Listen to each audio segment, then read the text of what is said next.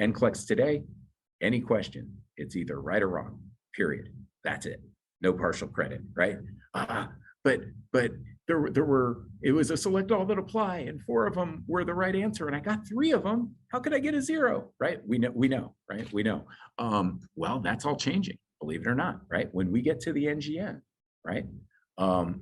Any of these sort of complicated item types, even today's ordinary select all that apply, are moving to partial credit scoring. It's a more complicated model, but it provides better information. I'm going to show you that. So what does that mean? You will have, like some of the items I showed you in the case study or some that you helped write. Maybe the item is worth 4 points and somebody could get a 4, but they could even get a 3 or a 2 or a 1. And of course they could still get a 0. Again, I hate to be complicated, but we have 3 different ways that we assign partial credit on the NGN. You don't need to be a scoring expert. I promise we're not going to send the exam to you to score for us. You don't need to be a scoring expert. I want to acquaint you with how we're scoring, but believe me, I'd much rather you have an appreciation for the clinical judgment and how we test it than how we score it. Nonetheless, here we go. I choose geography examples here just so we don't have to think very hard at all about what the right answers are. Sometimes in nursing, you might look at something and say, oh, that could be correct if. Well, I don't want to go there. Okay, so partial credit, we can assign it 3 different ways. The first method is called plus minus. And as the name suggests, you can get points for doing things right. You can lose points for doing things wrong. Let's take a look. Pretend a candidate. What countries are in North America? Goes with this: France, Mexico, Canada. Well, obviously France is wrong. Mexico and Canada are right. Well, plus minus scoring. Let's give a point for the right answers. Let's take away a point for the wrong answer. And we would get a final score then of 2 minus 1, 1 point total. Well, the best possible student out there, hopefully a lot of them, by the way, could have just put Mexico, Canada, United States. They would have got 3 minus 0. They would have got 3 out of 3. So a maximum of 3 points were possible. The response indicated, despite having 2 right answers, gets 1 point. Why? Because there's a penalty. Why do we build in that penalty? Here's the answer. If there were no penalty, why wouldn't you just click every box, right? If there were no penalty and you came to a select all that apply, just check all the boxes. You've covered all the keys and there's no penalty for the stuff that's wrong, right? You've just ruined our test. you've ruined our item type. So the point is we have to build in a penalty to prevent someone from sort of gaming the system and just checking off all the boxes. So that's why. A quick little footnote here, which will be on the quiz, is that theoretically you can imagine an overall negative score. For example, pretend the candidate only checked off France. Well, if they only checked off France, they didn't do anything right, and they got 1 wrong. So that would be 0 minus 1 equals -1. However, pardon me, I'm losing my voice a little bit. However, we are kind here. We always round up to 0. We do not assign negative. So if somebody, the formula gives them a negative, we will give them a 0. Okay, that will be on the quiz, I think. All right, let's now look at an item that's almost identical, but we score it a different way. Here we go. And you saw one of these, I think, in our case. You know, I think we had a which 4 or a which 3 or something in one of our samples. But anyways, which 3 of these countries are in North America? And now here we go. The computer will not let you check every box. The computer will not let you check more than 3 boxes. Well, therefore, since you can't do that, we don't need to penalize. Let's pretend we get the same response: France, Mexico, Canada. We can simply say, hey, good job on Mexico and Canada. France, no, not yet. I wouldn't mind if that vacation were a little cheaper, but we're going to call that wrong. But it's just 2 points. There's no penalty. So what was the difference? Because these 2 questions look almost the same. Well, the penalty is needed to prevent gaming the system, checking all the boxes. But if the computer doesn't let you check off all the boxes, then I don't need to build in the penalty. So we call this 0-1 scoring because for each of the responses, you either get a 0 or a 1, whereas in the previous example, you either got 1 point or -1 points. Third and final approach, it is the one used the least. but I'll share it nonetheless. It is called Rationale scoring. And the way Rationale scoring works is if you look at this question, it's kind of connecting countries to their capitals. You see 4 places where a response, a drag and drop response needs to go. You see 4 things. We don't have to score it as 4 points because maybe we care less about a country or a city. We care more about a relationship. Example, capital of France is Paris. Rather than say, great job, 2 points, we're going to say, you know what? The whole point of this item is the relationship. And you got this relationship right. Therefore, you got a point. In rationale scoring, we are combining multiple response elements into a single scorable unit. I know that's some testing jargon for you. Let me illustrate with this next example. Capital of Egypt is, well, of course, it's not Japan. What you can imagine if we scored each box by itself, I wouldn't really know what to do with an answer of Egypt. It's not really wrong by itself, right? But I don't really know what to think, right? But obviously the statement, the capital of Egypt is Japan, is clearly incorrect. So it's just a decision that we make to say, hey, we're going to group some of these units together for scoring purposes. So in this case, we would choose to give 1 point for the first sentence, no points for the second sentence. What does this look like in nursing or on the NGN? You might see something like, I think we saw an example of this. I think we saw a pull down menu just this way. The client is at highest risk of X because of Y, right?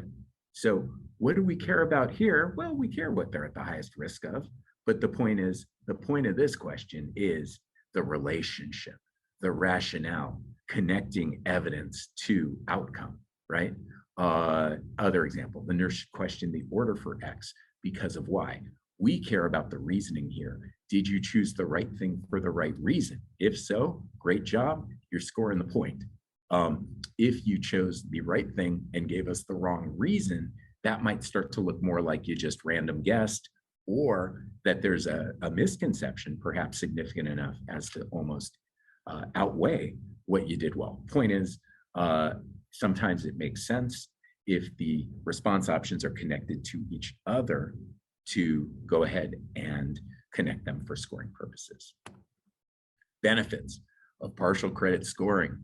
Measurement precision. This is really what it's about. I'll illustrate this. Pretend that all of your students ever are lined up from least knowledge and ability to most knowledge and ability. Anytime I ask a question that scored 0-1, all right or all wrong, it divides those students or my test takers into 2 groups. These groups can be very large. And as you know, the group that got it right may include somebody who just barely knew enough and somebody who knew everything, right? So these 2 groups have a lot of variance. These 2 groups are very heterogeneous, right? The candidates in each group might be very different from each other. Well, ultimately, what we're trying to do with the NCLEX, next generation or not, right, is get as precise a measure as possible of the candidate's ability, right? And so if we use partial credit scoring, we've now taken this same lineup and with a single item, but partial credit scoring, we've now made 5 groups. Each one is pretty small. The candidates in each group have more in common with each other, have closer ability estimates to each other. So you can see, throw a lot of items like this on the test, and we much more quickly arrive at a very precise ability estimate. Pardon me, had to get a little drink there. So what do I want to say? One of the questions that came early when I would do presentations is people would see all the stuff we were adding to the test and they'd say, oh my gosh, this test is going to be really long. This is going to have a lot of items, right? One of the nice things about the partial credit scoring, because it provides more information per item, is we don't need as many items to get to the final ability estimate, to get to the pass-fail. We can do it more efficiently with fewer items.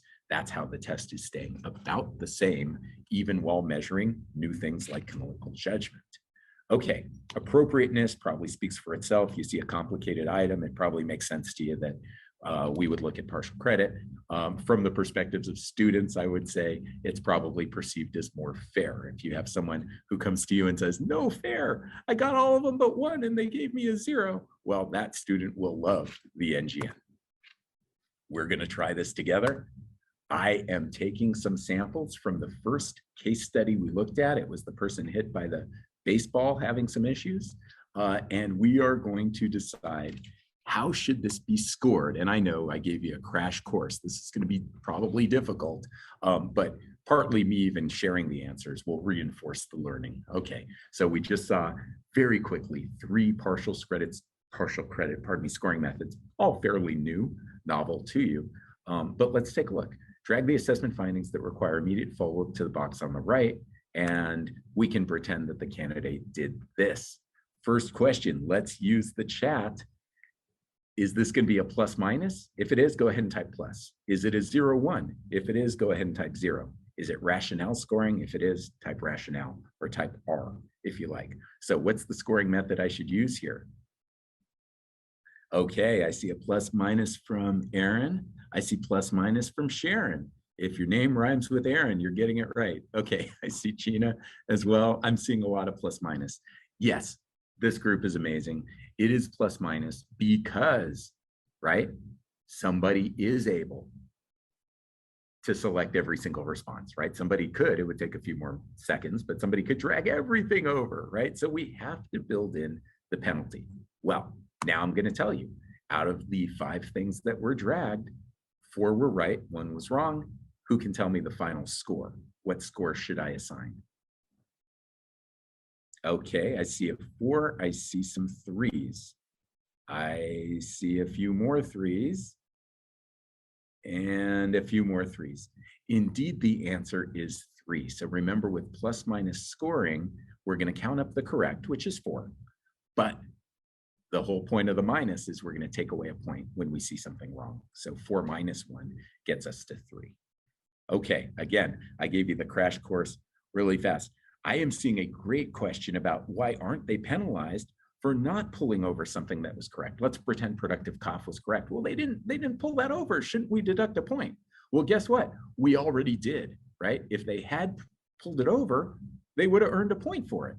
By leaving it there, they did not earn that point. They left that point on the table. So point is, we don't have to sort of give them a double whammy. We don't have to say, hey, it's not there. We're not just not going to give you the point. We're also going to lower your score another notch. If you really sort of study the situation, you'll see that there was no need to do that because they already lost that point. I saw that question come up earlier while I was, I think, explaining the plus minus. It's an excellent question. I had the same exact question myself when I was introduced to the scoring methods. Let's go to, here we go. Here's the answer. Let's go to the next one. The nurse is speaking with the physician regarding the treatment plan for the client who was just diagnosed. Well, we saw all this, right? They had a splenic laceration and some monster from Jurassic Park, it looks like, Hemothoraxosaurus. Okay, here we go. How do we want to score this one? It's all these potential orders that we need to check off as anticipated or contraindicated. What's our scoring method going to be? Plus minus or 0, 1 or rationale? Find a way to tell me in the chat.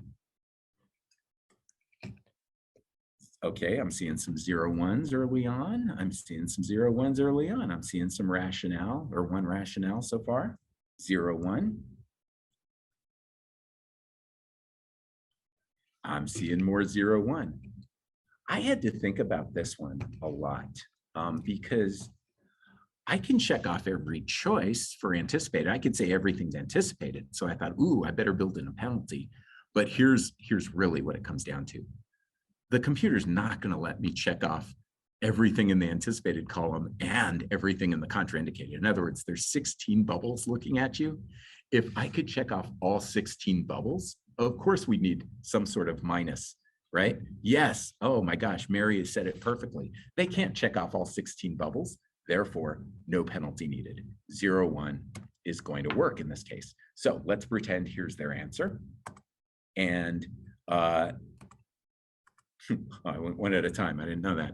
Okay, well, now we're going to evaluate every row as either right or wrong. And it looks like there are 3 correct and 5 incorrect. What is their final score? I'm checking the chat. I see 3. I see 3 out of 8. I see 3. I see 3. I'm seeing more 3s. Guess what? This group is amazing. It is in fact 3, right? It could be tempting to say, should I do 3 minus 5? But again, we already established it is not a plus minus scoring. Therefore, we just count up the stars. So it's just plain 3. And the person who said 3 out of 8, who scrolled way past what I'm looking at, is in fact entirely correct. This item literally could be worth up to, well, it is worth up to 8 points. You could get 8 out of 8 on this if you did everything perfectly. Okay. This candidate would get 3. Got the math there. Let's go to the final. I believe this is my final example for scoring. Okay, click to highlight the findings below. Okay, we've seen this. Let's pretend that this particular candidate clicks on this, able to ambulate, clicks on this, refuses the spirometer. I've been there. I can relate. That's no fun. And adequate urine output. Okay, so these 3 things are clicked on. Well, let's do this. First off, can you tell me the scoring method already, even before I tell you whether anything's right or wrong? Scoring method here, I am seeing from Aaron a plus, so plus minus from Aaron. Anybody else? Rationale, I'm seeing from Don. Okay, I'm seeing rationale again. I'm seeing rationale again. Okay. Let's wait for one more answer. Somebody else type in. A question from Aaron. Could I highlight the whole thing? I could highlight as many things as I want. Yes, Aaron, I could do that. I'm seeing 0, 1, I'm seeing plus, and I'm seeing more rationale. So this was kind of a challenging one. We've seen all 3 suggested. So let me mention, I'll give the correct answer and why I believe it's the case. You could click every statement. Therefore, we do need to build in a penalty. Therefore, plus minus, not 0, 1.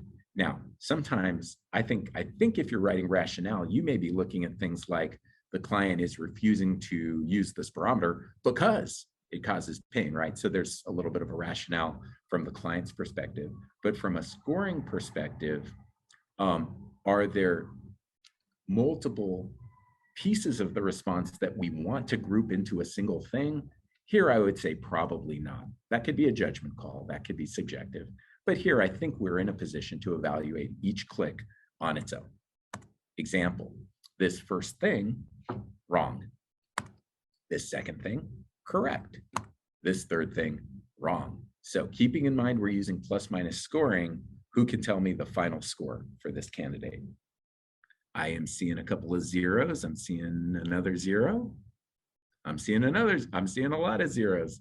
Goose eggs all around. If it were baseball, it'd be a shutout, only there's no season. I'm seeing a -1, which I'm happy to see. I'm seeing another -1, which I'm very happy to see because, right, as we call it, teachable moment.